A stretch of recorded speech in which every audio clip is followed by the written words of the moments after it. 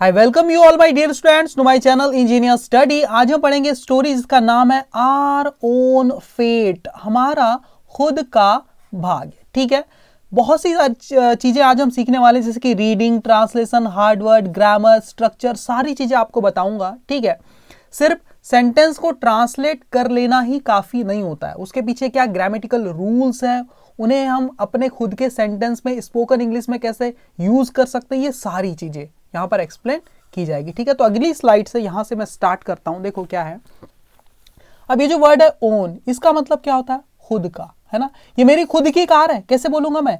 This is my own car, this is my own car. तो जब भी own word का जब भी आप इस्तेमाल करते हैं ना, ओन का, इसके पहले आपको possessive adjective my, his, her, our, their, इस टाइप के वर्ड का इस्तेमाल करना ही पड़ता है। ये मेरी खुद का घर है, this is my own house, है ना। राहुल ने मुझे अपनी खुद की कार दिखाई, तो कैसे बोलूंगा? राहुल शोड मी, शो यानी होता है दिखाना, शो, है ना। तो कैसे बोलूंगा? राहुल शोड मी, मुझे दिखाई अपनी खुद की कार, तो कैसे बोलूंगे? हिज ओन कार, अपनी खुद की। तो खुद की के पहले, ओन के पहले आपको पॉजेसिव एडजेक्टिव का इस्तेमाल करना पड़ता है ना। जैसे माई हो गया, हिज हो गया, कोई लड़की है तो उसकी मतलब हर हो गया, उनकी मतलब देयर, इस सेंस में इस टाइप के वर्ड का इस्तेमाल करना पड़ता है। तो ये इसका यूज है ओन का, ठीक है ना। हाँ, तो देखो अब जैसे यहां से स्टार्ट करते, वंस अपॉन अ टाइम, क्या मतलब होता है? इसको बिल्कुल रट लो, इसका मतलब होता है एक समय की बात है। वंस अपॉन अ टाइम, एक समय की बात है, कॉमा लगाएंगे, रुकते हैं। क्या हुआ? देयर वॉज अ किंग, एक राजा था, हु हैड, जिसकी थी, टू ब्यूटिफुल डॉटर्स, है ना, जिसकी दो सुंदर सी बेटियां थी। अब यहां पर ग्रामर क्या है? देखो, ट्रांसलेट तो हमने कर लिया, ग्रामर के रूल क्या है? देखो, ये तो हमको रट लेना है। वंस अपॉन अ टाइम, एक बार की बात है। देयर का इस्तेमाल सीखो, बहुत ही कमाल का यूज है। देयर ना यहां पर रियल सब्जेक्ट नहीं है कोई, ये सेंटेंस के स्ट्रक्चर को अच्छा बनाने के लिए इस्तेमाल किया जाता है। जैसे एक राजा था बोलना है, तो आप ऐसा मत बोल देना अ किंग, एक राजा था के लिए मैंने लगा दिया वॉज, अ किंग वॉज। ऐसा हम ट्रांसलेट जब करेंगे ना, तो सेंटेंस अधूरा स्ट्रक्चर है, इसका कंप्लीट स्ट्रक्चर नहीं है। तो सही स्ट्रक्चर बनाने के लिए हम देयर का इस्तेमाल पहले कर लेते हैं, फिर वर्ब लगाते हैं और रियल सब्जेक्ट को आखिरी में लिखते हैं, देयर वॉज अ किंग। ठीक है, तो देयर यहां रियल सब्जेक्ट नहीं है, इसलिए इसके हिसाब से वर्ब नहीं आ रही है। ठीक है ना, ये एक राजा की बात हो रही, इसलिए वॉज लगाया। अगर दो राजा की बात होती तो दो राजा थे, कैसे बोलेंगे पता है? ऐसे बोलेंगे देयर, अब वॉज नहीं लगाएंगे, दो राजा की बात है ना, तो यहां पर लिखेंगे वर, देयर वर टू किंग्स। देखो, अब यहां पर देयर है सब्जेक्ट, लेकिन रियल सब्जेक्ट नहीं है, इंट्रोडक्टरी सब्जेक्ट, इसलिए इसके हिसाब से वर्ब नहीं लगी, रियल सब्जेक्ट बाद में आता है, टू किंग, इसलिए यहां पर मैंने वर लगाया, पहले वॉज था, वर लगा। तो ये चीज है, ये सब पारिवारिक चीजें हमें समझना है। ठीक है, बहुत सी चीजें बताऊंगा। ठीक है, जैसे यहाँ डॉटर के साथ सर एपोस्ट्रोफ एस क्यों लगाए? बेटियों की किस्मत, फेट मतलब किस्मत या भाग्य, बेटियों का भाग्य के लिए ओनली एपोस्ट्रोफ लगा, एपोस्ट्रोफ एस लगता है जनरली का के की लिए। ये सारी चीजें बताऊंगा ना। तो एक समय की बात है, देयर वाज अ किंग, एक राजा था, हु हैड, हु एक कंजंक्शन है जो दो सेंटेंस को जोड़ता है ना, प्रोनाउन का भी काम करता है, अगले सेंटेंस के लिए सब्जेक्ट का भी काम कर रहा है हु, और जोड़ने का भी काम करना है, तो इसको प्रोकंज भी बोलते हैं, रिलेटिव प्रोनाउन भी कहते हैं इसको। ठीक है ना, एक राजा था हु हैड, देखो हैव का मतलब होता है किसी के पास कुछ होना। जैसे मैं बोले मेरे पास एक कार है, आई हैव अ कार। मेरे दो भाई है, कैसे बोलूंगा? I have two brothers. ठीक है, गाड़ी में पेट्रोल है ना, I have petrol in my car, मेरे पर्स में पैसे, I have money in my wallet. तो इस टाइप से हैव मतलब किसी के पास कुछ है, लेकिन किसी के पास कुछ था वाला सेंस देना है तो पास्ट फॉर्म, तो हैव की पास्ट फॉर्म हैड का इस्तेमाल करते हैं। कैसे बोलते हैं? देखो, देयर वॉज अ किंग, एक राजा था, हु हैड मतलब जिसके पास थी या जिसकी थी, क्या थी? टू ब्यूटिफुल डॉटर्स, दो सुंदर सी पुत्रियां थी जिसकी। तो किसी की बेटा का होना, भाई का होना, बहन का होना, किसी के पास कोई चीज का होना, सब के लिए हम हैव का इस्तेमाल कर लेते हैं। ठीक है ना, ओके। तो who had two beautiful daughters, जिसकी दो सुंदर सी पुत्रियां थी, दो थी इसलिए डॉटर के पास डॉटर्स लिखा है, प्लूरल नाउन। ठीक है ना, ओके। कौन थी वो? रूपवती एंड पार्वती, रूपवती और पार्वती नाम की। The king was a proud man, अब यहां प्राउड का मतलब समझना है ना, क्या सेंस है यहाँ पर? मैन क्या है? एक व्यक्ति है। कैसा? द किंग मतलब राजा। अब द किंग क्यों बोला है भाई? पहले तो यहाँ पर अ किंग बोला था, देयर वाज अ किंग, एक राजा था। देखो पहली बार किसी भी नाउन का जिक्र करते हैं ना, इंट्रोडक्शन देते हैं, तब अल आर्टिकल का इस्तेमाल करते हैं, ए या एन का इस्तेमाल करते हैं, ठीक है। यहाँ किंग है, क का साउंड है, इसलिए ए का इस्तेमाल किया, ठीक है। लेकिन दोबारा जब इसी राजा का जिक्र हो रहा है तो हमें पता है किस राजा की बात की जा रही, इसलिए अ किंग नहीं लगाएंगे। अब हम क्या बोलेंगे? The king. देखो द किंग, द किंग मतलब वो राजा जिसका हम जिक्र कर चुके। द किंग वो राजा, वॉज मतलब था, क्या था? एक प्राउड या मतलब घमंडी, मैन यानी आदमी, वो राजा एक घमंडी आदमी था, ठीक है। अब यहां पर देखो प्राउड का एक और सेंस यहां पर नेगेटिव सेंस में इस्तेमाल हुआ है, घमंडी, ठीक है, ओके। इस प्राउड का एक और सेंस में इस्तेमाल किया जाता है जिसका मतलब होता है गौरवान्वित होना। मैं तुम पर गौरवान्वित हूं, मतलब मुझे तुम पे गर्व है। कैसे बोलते हैं पता है? देखो ऐसे बोलते हैं, एडजेक्टिव है ना, ऐसे बोलते हैं, आई एम, मैं हूं, क्या हूं? गौरवान्वित हूं, मतलब मुझे गर्व है। आई एम प्राउड, मैं प्राउड हूं। तुम पर गर्व है, आई एम प्राउड, फिर ऑफ लगा के लिखते हैं, फिर लिखते हैं you, I am proud of you, मुझे अपने माता पिता पर गर्व है, मतलब मैं अपने माता पिता का क्या हूं? पर गौरवान्वित हूं। तो कैसे बोलेंगे? I am proud of my parents, मतलब मेरे माता पिता इतने अच्छे हैं कि मुझे उन पर नाज है, गर्व है, ठीक है। इस टाइप का सेंस आता है, और यहां पर घमंडी वाला सेंस आया, ठीक है, ठीक है ना। गर्व है या गौरवान्वित है वाले सेंस में ऑफ लगा के लिखते हैं, I am proud of you, मुझे तुम पर गर्व है। और यहां पर एक घमंडी वाले सेंस में देखो नाउन के पहले आया है, ठीक है, ओके। द किंग वॉज, वो राजा था, अ प्राउड मैन मतलब एक घमंडी आदमी था, हु थॉट, थिंक यानी क्या होता है? सोचना, थिंक की पास्ट फॉर्म है थॉट, हु थॉट जो सोचा करता था या जिसे लगता था, क्या लगता था? आई एम, जो लगता था उसे, जो सोचता था वो इन्वर्टेड कॉमा के अंदर है, उसे क्या लगता था? आई एम, मैं हूं, क्या हूं? द वन मतलब वो एक, आई एम द वन, मैं वो हूं या मैं वो एक हूं, who controls, I am the one का मतलब होता है मैं ही वो हूं, है ना, मैं ही वो हूं जिसने तुम्हें इंग्लिश सिखाई है। कैसे बोलूंगा? I am the one who taught you English, मैं ही वो हूं जो तुम्हारी किस्मत को बदल सकता हूं। I am the one who can change your destiny या योर फेट, इस टाइप से मैं ही वो हूं ना, वो सेंस है। आई एम द वन, मैं ही वो हूं, हु कंट्रोल्स जो नियंत्रित करता है, कंट्रोल करता है, माय मतलब मेरी, डॉटर्स मतलब पुत्रियों की, बेटियों की, फेट मतलब होता है भाग्य को या किस्मत को। अब आप बोलोगे सर किसी की किस्मत है ना, डॉटर्स मतलब बेटियों की, फेट मतलब होता है किस्मत या भाग्य, तो यहां पर एपोस्ट्रोफ एस क्यों नहीं लगाया सर? एपोस्ट्रोफ क्यों लगाया? तो रूल समझना ध्यान से, बिल्कुल एक बार बताऊंगा, कोई भी नाउन चाहे वो सिंगुलर हो या प्लूरल हो, है ना, ये तो प्लूरल है, डॉटर्स, है ना, या किसी का नाम भी क्यों ना हो, अगर वो उसकी स्पेलिंग एस पे खत्म हो रही है तो का के की वाला सेंस देने के लिए एपोस्ट्रोफ एस नहीं लगाते, खाली एपोस्ट्रोफ लगाते। जैसे डॉटर्स फेट, बेटियों की किस्मत। जैसे बोलूंगा लड़कों का छात्रावास, तो कैसे बोलूंगा? BOYS, boys. अब यहां एपोस्ट्रोफ एस नहीं लगाऊंगा, ओनली एपोस्ट्रोफ लगाऊंगा, बॉयज हॉस्टल, क्योंकि लड़के, किसी एक लड़के का तो हॉस्टल होता नहीं, एक से ज्यादा का होता है, इसलिए पूरा बॉयज लिखा, फिर उस पर अधिकार जताने के लिए का के की के लिए एपोस्ट्रोफ लगाया, फिर हॉस्टल लिखा।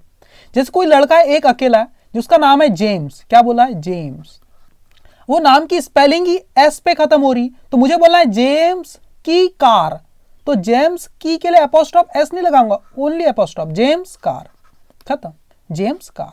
ऐसा क्यों करते हैं सर? क्योंकि अगर और एक बार मैंने एपोस्ट्रोफ के साथ एस लगा दिया तो पढ़ने में बड़ा दिक्कत हो जाएगी, आपको पढ़ना पड़ेगा जेम्सस कार, तो वो तो गलत हो जाएगा कि, इसलिए जेम्स कार। जैसे यहाँ पर एपोस्ट्रोफ एस लगा दूंगा बॉयज हॉस्टल में तो बॉयजस हॉस्टल हो जाएगा, तो पढ़ने में दिक्कत होती है, लिखने में, इसलिए हम इसको ओनली इस तरह से लिखते हैं। ठीक है, समझ गए रूल? कोई भी नाउन सिंगुलर हो या प्लूरल हो, अगर वो एस पर खत्म हो रहा है तो का के की वाला सेंस के लिए एपोस्ट्रोफ एस नहीं लगाते, खाली एपोस्ट्रोफ ही लगाते हैं। जैसे डॉटर्स फेट, पुत्रियों की किस्मत, ठीक है, ऐसा। देखो कहां थे हम? देखो उनकी दो बेटियां, एक बार की बात है, देयर वाज अ किंग, एक राजा था, who had two beautiful daughter, जिसकी दो सुंदर सी कन्याएं थी, पुत्रियां थी, रूपवती एंड पार्वती, रूपवती और Parvati. The king was a proud man, जो राजा था ना बड़ा घमंडी इंसान था, हु थॉट जिसे लगता था, क्या लगता था? कि आई एम द वन, मैं ही वो हूं, who controls my daughter's fate, जो कंट्रोल करता है, नियंत्रित करता है अपनी बेटियों की किस्मत को, ऐसा उसे लगता था। वन डे, एक दिन क्या हुआ, ही आस्ड, उसने पूछा। आस्क क्या होता है, पूछना, पास्ट फॉर्म है आस्ड। उसने पूछा, किसको पूछा भाई, जिससे भी आपने पूछा ना डायरेक्ट लिखना पड़ता है। हिज डॉटर्स, अपनी पुत्रियों को पूछा। आस्क के दो मीनिंग होता है, पूछना या फिर किसी को कुछ करने के लिए कहना। जैसे मैं बोलूं उसने मुझे कमरा साफ करने को कहा, स्ट्रक्चर चेंज हो जाएगा। कैसे बोलूंगा, ही आस्ड, उसने कहा, मुझसे कहा ना, तुम मी, क्या करने को कहा, कमरा साफ करने को, तो टू के साथ लिखेंगे to clean. He asked me to clean the room. अब यहां आस्क का मतलब पूछना नहीं है, यहां पर है किसी को कुछ कहना। ही आस्ड मी, उसने मुझसे कहा, टू क्लीन, साफ करने को, द रूम मतलब करना, कमरा। उसने मुझे कमरा साफ करने को कहा। उसने मुझे जाने को कहा, या मैं बोलूं मेरे बॉस ने मुझे जाने को कहा, तो मैं क्या बोलूंगा, my boss asked me to go. ठीक है, ओके। मेरे बॉस ने मुझे एक गिलास पानी लाने को कहा, तो कैसे बोलूंगा, my boss asked me to bring a glass of water. इस टाइप से आपको पता होना चाहिए हर एक सेंटेंस में, है ना। लेकिन यहां आस्क का मतलब क्या है, पूछना। वन डे, एक दिन, ही आस्ड, उसने पूछा, ही किसको बोला, राजा को, राजा ने पूछा, हिज डॉटर्स, अपनी बेटियों को पूछा। क्या पूछा, जो भी पूछा इन्वर्टेड कॉमा के अंदर है, क्या पूछा, whom do you think, whom do you think मतलब तुम्हें क्या लगता है कि कौन, तुम्हें क्या लगता है कि कौन, your fate, तुम्हारे भाग्य को डिपेंड्स ऑन, whom मतलब किस पर, do you think तुम्हें क्या लगता है किस पर, your fate मतलब तुम्हारा भाग्य, डिपेंड्स ऑन मतलब निर्भर करता है ना। बेटियों को पूछता है, बेटा बेटा तुम्हारा भाग्य किस पर निर्भर करता है, क्या लगता है तुम्हें, है ना। whom do you think your fate depends on, ये ऑन प्रेपोजिशन है ना, इसका ऑब्जेक्ट बनाने के लिए ये who का ऑब्जेक्टिव फॉर्म whom का इस्तेमाल हुआ है। whom do you think your fate depends on, किस पर तुम्हें लगता है तुम्हारा जो किस्मत है वो डिपेंड करती, निर्भर करती है, ऐसा राजा ने पूछा बेटियों को। तो रूपवती और पार्वती में से जो रूपवती थी ना, उसने जवाब दिया, रूपवती रिप्लाइड, REPLY, रिप्लाई मतलब होता है जवाब देना। उसी की पास्ट फॉर्म देखो कैसे बन गई है, REPL, Y को हटा दिया और IED लगा दिया, रिप्लाइड। वैसे जैसे ट्राई की पास्ट फॉर्म कैसे बनेगी, TRIED, Y को हटा के IED लगा देते हैं, ठीक है ना। हाँ, पार्वती ने जवाब दिया, क्या बोला देखो, you decide our fate father, you decide आप तय करते हो, आर फेट हमारा भाग्य, फादर मतलब पिताजी, आप तय करते हो हमारी किस्मत पिताजी, ऐसा। अभी कौन सा टेंस है देखो, डिसाइड, ये है प्रेजेंट इंडेफिनिट टेंस, ते हो, ता हूं, ते हैं, इस टाइप पे सेंटेंस खत्म होता है ना। यू डिसाइड आप तय करते हो, आर फेट हमारी किस्मत, फादर पिताजी, ये सेंस है ना। ऐसा जब रूपवती ने जवाब दिया तो ही वॉज प्लीज्ड, वो था, प्लीज्ड मतलब प्रसन्न था, विद मतलब से, किससे प्रसन्न था, विद हर रिप्लाई, उसके जवाब से, अपनी बेटी के जवाब से, वो रूपवती के जवाब से खुश था, प्रसन्न था। अब यहाँ रिप्लाई देखो, ये नाउन बन गया। एक वर्ब भी होती जिसका मतलब होता है जवाब देना, उसी के पास फॉर्म लगी रिप्लाइड, और ये नाउन भी होते इसका मतलब होता है खाली जवाब, ठीक है। ये सब चीजें समझना आपको। तो रूपवती ने जवाब क्या दिया, you decide our fate father, आप तय करते हमारा भाग्य पिताजी। He was pleased with her reply, वो खुश था, वो जो राजा था ना खुश था, प्लीज्ड था विद हर रिप्लाई, उसके जवाब से।